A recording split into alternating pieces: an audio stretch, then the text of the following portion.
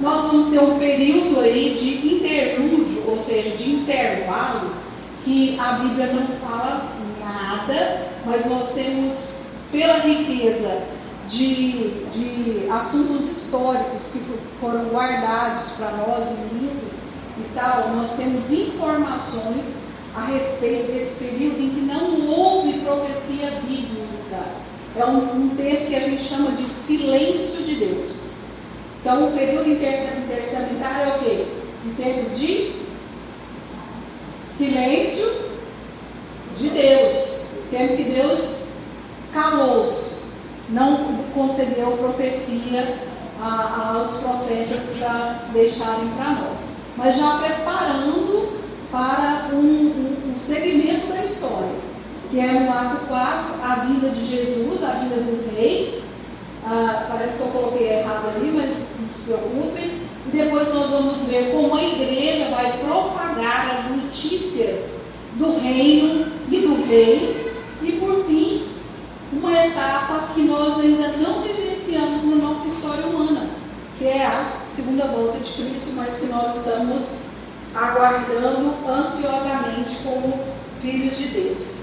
Então, revisando, por que nós podemos chamar das Escrituras de uma grande narrativa ou de uma meta-narrativa? A resposta está aí. É porque é uma grande história, a história de Deus e a humanidade. Que ela tem início, ela tem meio, ela tem fim. E não só isso, ela tem um monte de outras histórias dentro dessa grande história. Essa é a razão de a história bíblica ser chamada de uma grande história ou grande narrativa. Está entendido? Hoje essa palavra narrativa, ela tem sido um pouco distorcida, até mesmo no meio filosófico e político, porque a narrativa hoje tem sido entendida como uma invenção, como algo que você, assim, um argumento que você forma para um argumento comprido, né, que você forma para dar base a alguma coisa que você quer dizer. Inclusive o presidente Lula tem falado nisso, essas questões de narrativa aí. Então a gente precisa estar atento. Mas não é isso que a Bíblia não é esse o enfoque da Bíblia. A Bíblia conta uma história que aconteceu de verdade. Não é mito, não é lenda, e isso tem que estar bem. Senão, essa é a razão da nossa fé. Se nós não acreditarmos no que a palavra de Deus diz, então nós não temos nem motivo para estar aqui. Não é? E nessa grande história existe um ator principal, o protagonista dessa história. Tudo que acontece nessa história é esse personagem que faz. Personagem entre aspas, né? Esse é Deus, o Senhor Deus. Então, um dos elementos que a gente pode ver em Gênesis é a presença do Senhor Deus, o Deus Criador de todas as coisas. Do outro lado estão quem? As criaturas, como eu escrevi aí, como atores secundários, coadjuvantes dessa história. São os seres criados, toda a humanidade e os seres angelicais. Então, lá em Gênesis 1, a gente vê elementos. Deus, a gente vê humanidade, a gente vê criaturas, a gente vê tudo aquilo que foi criado, criador, criaturas, criador, coisas criadas. Então são vários os elementos que a gente vê lá. E o palco dessa história? Qual é o palco dessa grande história que nós estamos contando? O mundo. Quando falamos mundo, nós não queremos nos limitar ao planeta Terra, porque nós sabemos que o mundo é muito maior do que isso. Aliás, o mundo ainda é um tremendo desconhecido para o homem. Existem mundos, outros mundos, galáxias e planetas que o homem não conhece. Existe muito mais. Então, o limite disso a gente chama de imponderável. Está acima demais de nós, é algo que nós não podemos ponderar. medir, colocar assim, de forma calculadamente, matemática, e dizer até onde vai o mundo, o universo. Nós não sabemos, mas o palco de toda essa história, dessa grande história, dessa metanarrativa, é o universo criado. E as palavras-chave para essa história? O pastor já tinha colocado aqui. Aliança, que é pacto, né, de Deus com o homem, de Deus com a humanidade, de Deus com Adão representando toda a humanidade, e reino. O reino de quem? O reino de Deus aqui no mundo, com as criaturas. Deus é o soberano Senhor, o grande rei do universo. E ele colocou o homem como seu vice, administrador, vice-regente, vice-gerente. Regente porque em reinos a gente tem regências. Príncipe é regente. Então, por isso, essa separação. Bem entendido até aqui, na próxima prova, ninguém vai errar. Tenho certeza. Então, hoje nós vamos estudar esse grande ato 2. Talvez nós não consigamos terminar, mas é a rebelião no reino, ou significa queda. Gênesis 3, vocês podem abrir, nós vamos ler gradativamente, fiquem com a Bíblia aberta, lembrando aqui, já desde o início, que essa palavra, queda, não está na Bíblia. Essa palavra queda, ela foi cunhada, ela foi arranjada nos estudos teológicos. O que é uma queda? Ah, menina é uma queda. Ele caiu, representa isso.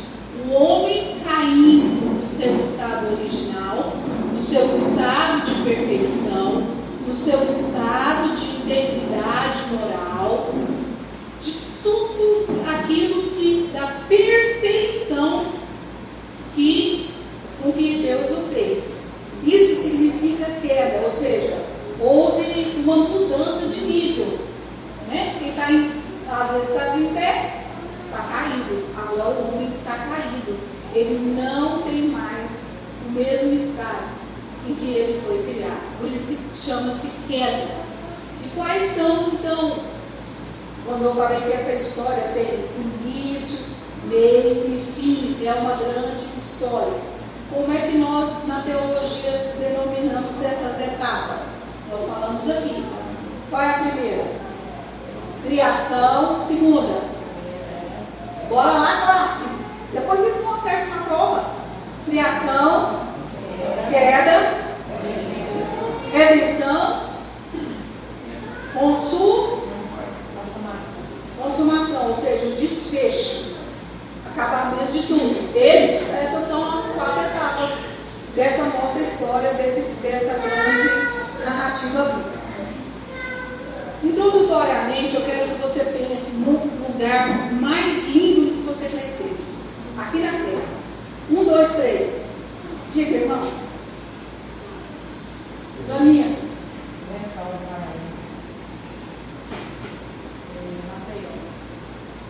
Deu um chapado de areia. Bora? Paragogi. Ai, gente, é chique demais isso aí, irmão. Zé Caribe. Hoje dá isso, pastor? Paragogi. É um lugar, por acaso, que você gostaria de viver lá? Assim, era tão aprazível, assim, que você quisesse ficar lá para sempre? Como é que você ia viver lá? Você já pensou? Mora lá? Então guarde isso. Então, nós estamos aqui nos lembrando de lugares lindos, maravilhosos, naturais, que Deus criou, que encantam os nossos olhos, que mexem com as emoções do nosso coração, que, assim, balança a gente a ponto a gente pensar assim, poxa, se eu pudesse, eu queria morar aqui. Porque aqui é perfeito. Aqui é bom demais. O clima é bom. o ar é limpo, a natureza é maravilhosa e tal. Irmãos, vocês acreditam que nós ainda estamos caminhando do bom para o melhor? Porque Deus fez tudo muito bom. Não diz a Bíblia que Deus fez tudo muito bom? Esses lugares que nós estamos citando aí, todos eles já foram afetados pela queda. E continuam lindos e maravilhosos. Alguns deles, daqui a uns anos, pode ser que nem mais existam. Mas eles são muito aprazíveis hoje, são lugares apreciados, são lugares onde nós gostaríamos de estar. Agora, imaginem como era antes do pecado. A perfeição da perfeição que a gente não consegue nem explicar. Porque para a gente, esses lugares aí que ficaram gravados na nossa memória, são lugares perfeitos, assim. A gente acha que seria bom demais. Mas o que Deus fez era muito bom. Muito bom. Nós vamos caminhar um pouco mais. Nós precisamos compreender, quando nós estudamos esse grande drama das Escrituras, que nós estamos falando de histórias reais. Já disse isso, nós não estamos aqui conversando a respeito de lenda, não de historinha, história da carochinha, mas nós estamos falando realmente que Deus criou o homem do pó da terra e fez a mulher a partir, e formou a mulher a partir da costela dele. São, por mais assim, inacreditável que isso seja, isso é verdade. Isso é a base de tudo. Essa é a base da nossa fé, porque a palavra de Deus diz, essa é a base da humanidade. Então, estudar Gênesis, estudar as histórias das Escrituras, sem compreender, porque hoje várias linhas, até mesmo cristãs, eu não quero dizer cristãs não, porque os católicos também são cristãs, até linhas, vamos dizer, evangélicas, protestantes, isso que eu quero dizer, reformadas, creem que essa história é mito, não é verdadeira. Se ela não é verdadeira, então nós temos que rasgar também o Novo Testamento. Porque lá no Novo Testamento, séculos e séculos depois, em que Moisés escreveu essa história, Paulo vem falar de um segundo Adão, que restaura todas as coisas. Então, se a gente não tem no primeiro Adão, a gente vai ter no segundo. Se o primeiro Adão foi simbólico, esse segundo Adão também não tem nenhuma, nada que preste assim, para deixar para a gente. Compreendem isso? Eu sei que não é o nosso problema aqui, mas é importante quando nós fizermos a defesa da nossa fé, defesa daquilo que acreditamos nós sermos. Nós não acreditamos que o homem partiu de uma evolução da matéria. Deus criou. Do invisível, Ele trouxe à existência aquilo que hoje a gente vê.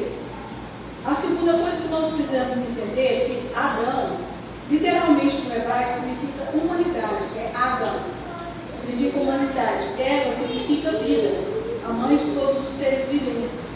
E eles são símbolos de cada um de nós, de cada pessoa que hoje existe na Terra, do gênero masculino, do gênero feminino. Eles são a origem representativa dessa raça. Outra coisa que nós precisamos guardar é que o Éden realmente é um lugar de perfeição.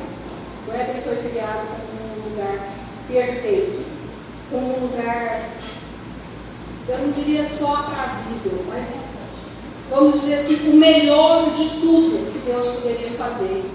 Deus fez para o homem lá no Éden, um lugar sem sofrimento, um lugar sem dor, um lugar de amor que ele faz, um lugar que quando a gente fala em Éden, a gente até suspira. Isso traz para nós o sentimento de uma coisa muito boa. Essa é a sensação que nós temos todas as vezes que nós falamos em paraíso, em Éden, etc. Onde não há falta, então, de nada. Nada. Deus provendo tudo para a boa vivência do primeiro casal ali no Éden, que nós já estudamos sobre a criação deles nas aulas passadas. E nós temos que lembrar também mais uma coisa: o homem não pode criar. O homem é criatura. Ele não tem condição de, por si mesmo, recriar um espaço tão maravilhoso como foi o Éden. Não tem condições, porque ele é criatura, ele é súdito de um reino, cujo rei é Deus. E ele só pode permanecer no Éden, ele só poderia ficar lá através da obediência a quem? A Deus, logicamente. Deus era o quê? Em relação ao jardim? O dono. Quem fala o dono? Isso mesmo, o dono. Então, para ficar lá, Adão tinha que se sujeitar às ordens do dono. Ele era só ele era controle da criação e tal, mas ele é um elemento a mais dentro da criação de tudo que Deus fez. Quem que era ele na fila do pão? Pois é, ele era súdito, ele era habitante daquele reino, a quem Deus conferiu responsabilidades, que são os mandatos, né? Os mandatos cultural, o mandato espiritual e o mandato social, sobre os quais nós vamos falar daqui a pouquinho. E lá no Éden, então, Deus colocou o homem no período de prova. Nós não sabemos como isso seria, mas é até complicado afirmar dessa forma. Mas Deus sabia de tudo. Deus sabia que o homem não ia passar por teste.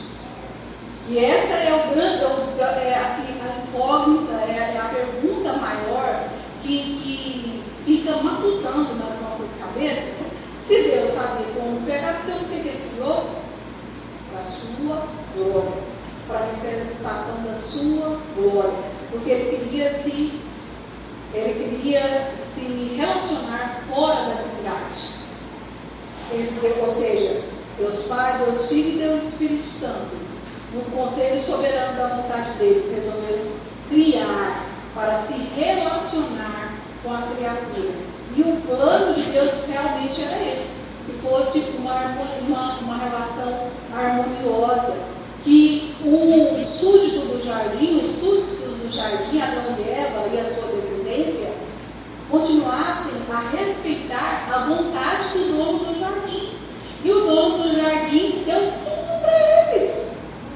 Colocou uma restrição, uma só, que era qual? Não comer, proibido não, da árvore do conhecimento do bem e do mal. Lá tinham quantas árvores? Várias, mas tinham duas especiais. Uma era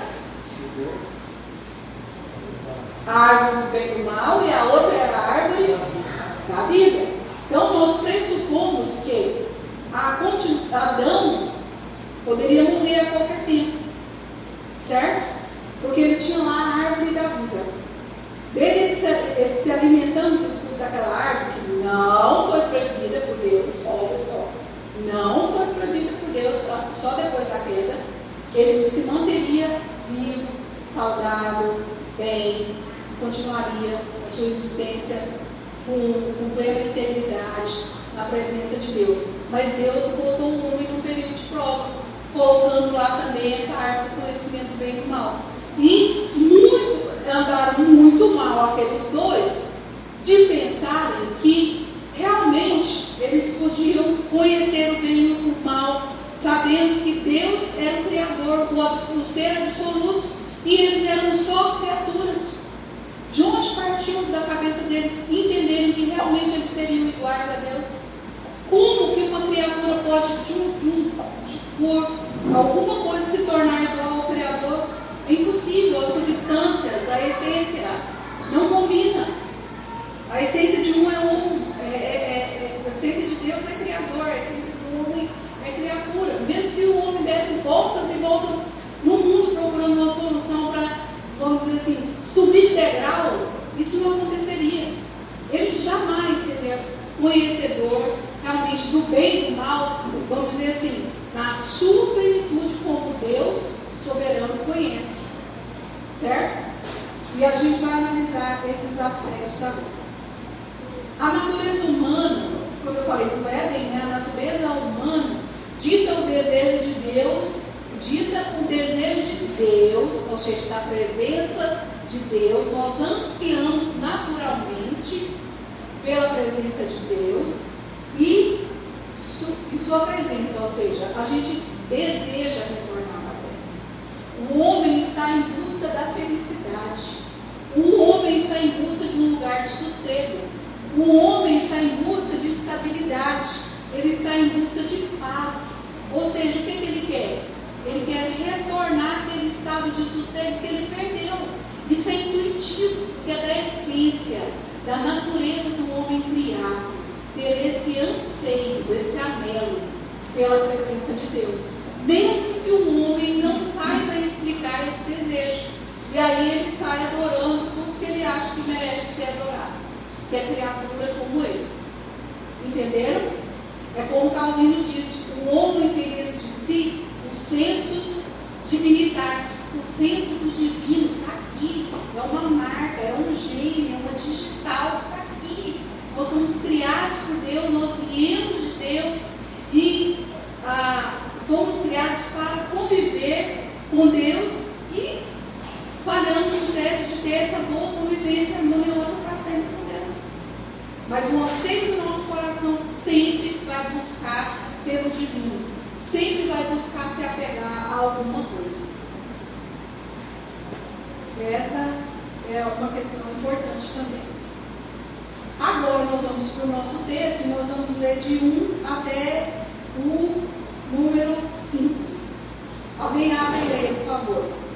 Nós vamos ver as táticas sutis de Satanás e nós vamos ver que essas táticas, elas se repetem. Hoje ainda Satanás age da mesma maneira. Vamos lá. Quem vai ler? Vamos fácil. Mas a serpente mais sagaz que todos os animais o Senhor Deus disse à mulher: é assim que Deus disse: não comereis de toda a árvore do jardim.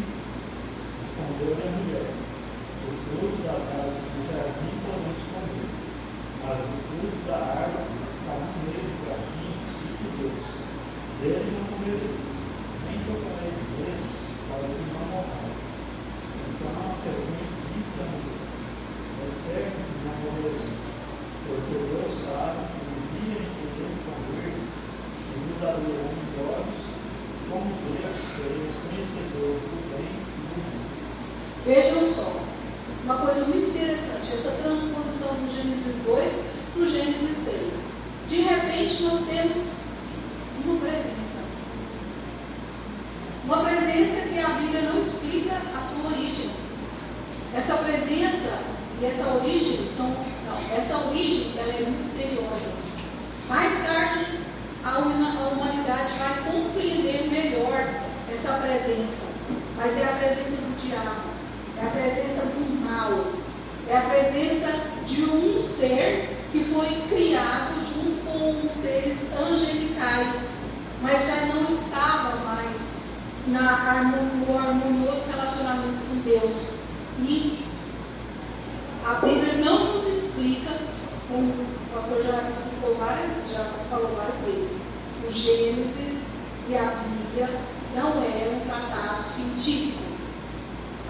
Ele não está aqui para explicar DNA, ele não está para explicar como foram formados os genes de cada espécie.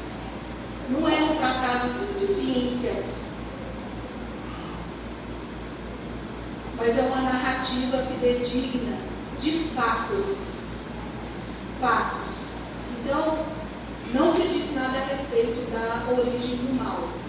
Como ele estava presente, já em oposição a Deus, em ódio a Deus, no jardim do Éden, nós pressupomos,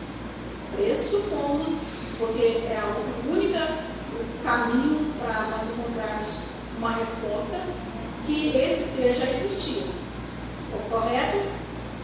E ele já não estava mais em harmonia com Deus. E se Deus é criador de todas as coisas, foi criador desse ser também, desse ser angelical, não da sua própria rebelião.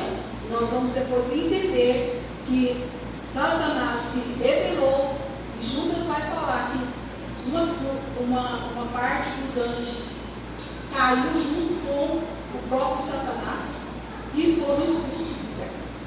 E essa presença agora se encontra no Éden. E vejam bem, ele usa de um animal.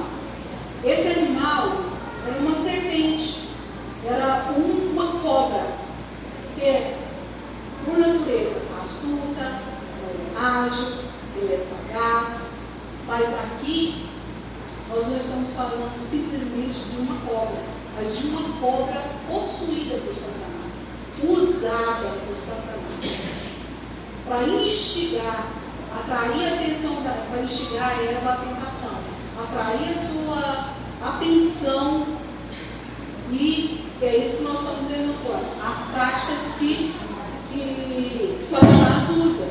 A primeira tática que ele usa para atrair a atenção de Eva é falar do próprio Deus. Ele não vai chegar e falar assim: vixe, você está servindo esse rei ali, esse dono do jardim, você não conhece ele não.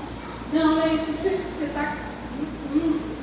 Não é nada disso. Ele não vem se opondo frontalmente a Deus. Ele só vem falando assim: não foi isso que Deus falou?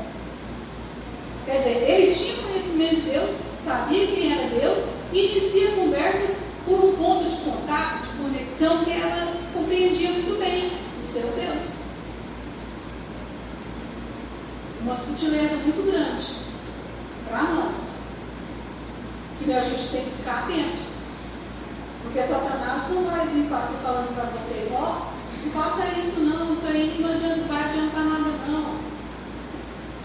E na verdade, as pessoas estão caindo nessa armadilha o tempo todo, de pensar que elas estão conhecendo a Deus, quando elas realmente não estão conhecendo o verdadeiro Deus. Porque Satanás começa a conversa sempre pelo próprio Deus.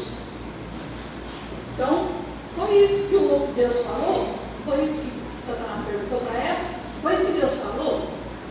Aí tem uma outra tática de Satanás aqui.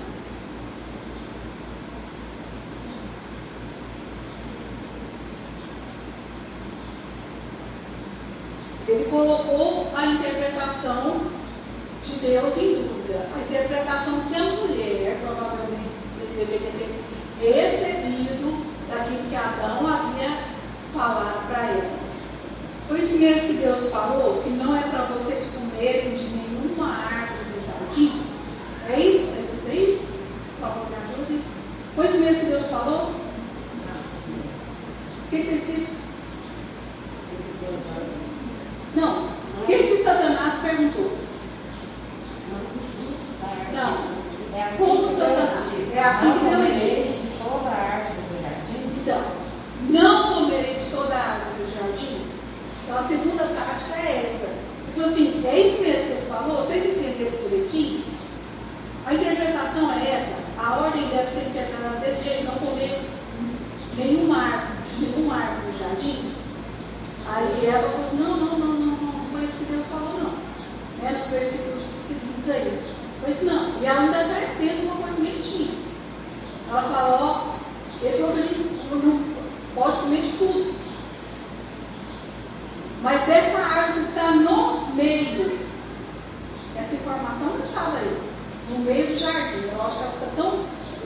ver aquela cobra falar, né? E ela responde assim, não, essa árvore, não, essa não. A gente pode comer de tudo. Dessa árvore a gente não pode nem comer e nem tocar. Deus falou que não podia tocar? Deus tinha falado que não era para comer. Certo? Então, Deus, Satanás vem colocando essa luta de interpretação na ordem de Deus. E tem mais uma coisa. O que eu fiz aqui? Ele se concentrou no que era proibido por Deus. Ele falou assim, Deus falou que não é para comer, né? Ela falou, não, é para comer, pode comer. Mas ele se concentra na ordem proibida. E nós muitas vezes nos concentramos nisso. Irmãos, como nós caímos nesse laço de pensar só naquilo que nós não temos, que Deus não tem dado, a bênção disso, a bênção da cura daquilo, a bênção da casa própria, aquele carro que a gente queria comprar, e a gente esquece tudo mais. A gente esquece a provisão diária de Deus todo dia, como o ar, com todas as belezas que estão ao nosso redor, com todos os privilégios que nós temos de andar, falar, conversar, entender as pessoas. A gente deixa tudo para trás por causa de uma coisa que a gente não tem. E Satanás foi laçando Eva, né? Então tá, não pode comer dessa árvore? Ela falou, não, a gente só não pode comer dessa. Porque se a gente comer, a gente vai morrer. Aí Satanás usa outra tática, ele vem mais forte ainda. Ele diz o seguinte. Pastor, ele nega com ênfase a palavra de Deus. O que ele fala? Vocês não vão morrer. Certamente, ó, eu estou aqui garantindo que vocês não vão morrer. Aí Eva metendo aí em parafuso, né? E ele não fala só isso, não. Ele fala que Deus está querendo enganar eles, enganar aquele primeiro casal. Ele lança dúvidas sobre as sinceras intenções de Deus. Fala assim, sabe o que é? É que Deus sabe que se vocês comerem, vocês vão ser iguais a Ele, conhecedores do bem e do mal. Vocês vão ser iguaizinhos a Ele. E Satanás faz a mesma coisa conosco. Justamente são essas estratégias aí, lançar dúvidas sobre a autoridade da palavra de Deus, lançar dúvidas sobre a interpretação. Mas será que é isso mesmo que Deus está dizendo? Concentrar naquilo que Deus não nos dá, nas bênçãos que Ele não nos concedeu, negar com ênfase essa palavra, como hoje nós estamos vendo de prova mais aberta, e lançar dúvidas sobre as sinceras intenções de Deus. Deus havia feito tudo para eles. Que motivo eles teriam para duvidar de que Deus estaria mentindo para eles? Mas eles cresceram os olhos, né? Versículo 6. Vendo a mulher que a árvore era boa para se comer, agradável aos olhos, e árvore desejável para dar entendimento, tomou-lhe junto, comeu, deu também ao marido e ele comeu. Então, aí ela começou a olhar para aquele fruto proibido de uma maneira diferente. Ela viu beleza, ela sentiu gosto. Ela ficou até salivando, assim, vindo que ela era boa para se comer. Como ela sabia que era boa, ela não tinha provado tudo. Ela era boa, ela era agradável aos olhos, ela era linda. Mais linda do que todas as outras do jardim. E que ela era boa para dar entendimento. Como assim? Ou seja, que ela seria um caminho para dar esse entendimento. Que realmente Satanás podia estar certo, sim. E ela arriscou. E ela deu também para o seu marido. E vejam bem que na hora que Eva toma do fruto e come, não acontece nada. Mas quando o representante da humanidade, que é Adão, pega e come, as coisas todas mudam. De um segundo para outro. Uma coisa é certa. Satanás não estava mentindo quanto à morte. Eles não morreram naquela hora. Né? Não morreram. mas de forma imperceptível, perceptível até certo ponto para eles, mas de forma imperceptível, naquele momento de entorpecimento, de dúvida e de pecado, naquela embriaguez do pecado, que eles não tiveram total discernimento de tudo, embora tivessem a liberdade para fazer isso, houve uma grande ruptura na perfeita criação de Deus. Antes ela era perfeita, ela era harmônica, e como diz o Gênesis 1:31, tudo foi feito muito bom. Depois que Deus criou, descansou, abençoou, santificou o dia do domingo, ele disse para ele mesmo: nossa, maravilhoso, perfeito, a Trindade disse: eu estou satisfeita com aquilo que nós fizemos aqui. Nossa, foi um trabalho tanto. Assim, sabe quando você termina aquele almoço e fala assim: esse ficou bom demais? Foi isso que Deus disse: ficou bom demais. Então Deus havia dado tudo aquilo para eles, mas depois da criação, o caos irremediavelmente instaurado. Nós vemos aí como primeira consequência, então, uma ruptura em toda a estrutura da criação. Uma ruptura. Quando nós falamos de uma catástrofe, imagine um tsunami, por exemplo, um terremoto, um maremoto, um vulcão que explode. É possível depois a natureza, o lugar, ficar exatamente igual ao que era? Não. Nem lá no Japão, onde eles, em menos de 45 dias, reconstruíram tudo. Mas houve necessidade de fazer de novo. Não era nada que foi igual. A estrutura não era. Minha avó tinha um pato, um lindo, maravilhoso de louça que ela deixava lá no armário dela. E um dia o gato estava lá atrás dele, desse pato, e eu atrás do gato. E eu puxei esse gato veio com um pano, com um rosto e tudo, e esse pato da minha avó, pá! A minha mãe pegou o pato e arrebentou os maus. Rosa, foi horroroso. Uma marca ali que me emendasse um super bonder, não ia dar certo. Então, é isso que o pecado causou. Essa ruptura na estrutura toda do cosmos. Até onde a nossa vista não alcança, tudo ficou irremediavelmente afetado, corrompido, desqualificado, inadequado, desconfigurado pelo pecado. O pecado é a coisa mais terrível que já aconteceu dentro da história da humanidade. Não tem coisa pior que possa existir. E a gente não pode minimizar os efeitos do pecado, nem de uma simples mentirinha.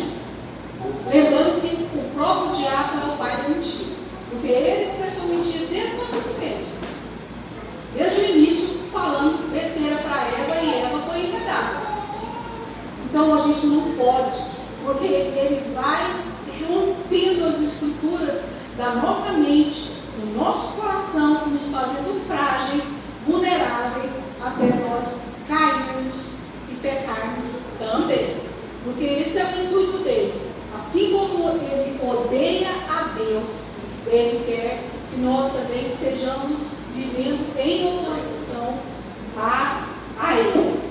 Então nós vemos agora uma catástrofe, uma desordem de proporções cósmicas. E vou deixar para o próximo domingo, né? Porque eu fiquei bastante aqui na abertura, mas acho que é muito importante, porque nós temos que extrair da Bíblia não só a beleza da narrativa e a verdade da narrativa, mas isso tem que descer do nosso coração. Isso tem que falar conosco. Isso tem que nos fazer meditar, refletir sobre tudo isso que a gente tem estudado. Por isso que não só estudamos na quarta-feira, mas nós vamos nesse assunto para e passa aqui na escola dominical. Porque na quarta-feira o pastor está trabalhando mais nos aspectos dos relacionamentos de família, né, nossos relacionamentos em sociedade a partir do pecado. Certo? Então a gente vai seguir na próxima aula que eu concluo. Prometo que eu puxo a carroça e a gente conclui. Bom, vamos orar? Senhor, eu te peço em nome de Jesus que o Senhor não nos deixe como servos do Senhor, desprezados da tua palavra. Pai, em nome de Jesus, nós clamamos para que a autoridade da tua palavra seja suprema nas nossas vidas. Que nós não venhamos a colocar em dúvida, em xeque, as ordens do Senhor para nós. Quando o Senhor diz que aquele que mentia não é para mentir mais, aquele que roubava não é para roubar mais, aquele que enganava não é para enganar mais. Quando o Senhor requer de nós mudança de postura diante da santidade do Senhor. Em nome de Jesus, perdoa-nos, porque tantas e tantas vezes somos enredados por aquilo que nós não temos, que Satanás nos oferece de graça, mas em troca ele quer a perdição das nossas almas. Tem misericórdia de nós, ó Pai, para nós não aceitarmos os lixos que vêm sendo oferecidos pelas mãos de Satanás como coisas lindas, maravilhosas, perfeitas para nós, quando elas na verdade não são. Elas não significam a tua vontade para nós. Não nos permita, Pai, que sejamos servos desobedientes e rebeldes. Tem misericórdia de nós, Pai. Nós somos súditos do teu reino. Sejamos servos fiéis. Tem misericórdia de nós e guarda-nos nesse dia que é teu, para que ele seja também santificado ao Senhor em adoração, em culto, com o nosso descanso e com as nossas outras atividades. Abençoe todas as famílias aqui representadas e faça com que o nosso coração esteja cada dia mais rendido ao Senhor continuamente. Em nome de Jesus. Amém. Pois não.